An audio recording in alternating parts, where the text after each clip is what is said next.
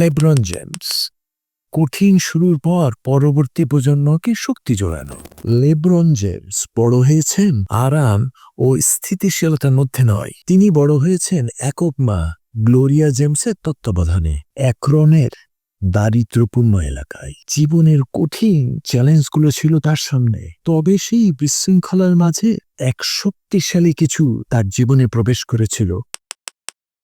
তিনি পেয়েছিলেন বিশ্বাস তার মায়ের কাছ থেকে এবং কয়েকজন গুরুত্বপূর্ণ মেন্টর, কোচ এবং সমাজসেবী ব্যক্তিদের কাছ থেকে। একজন যুব ফুটবল কোচ ফ্র্যাঙ্ক ওয়াকা তাকে আশ্রয় দিয়েছিলেন যখন তার পারিবারিক জীবন ছিল অনিশ্চিত।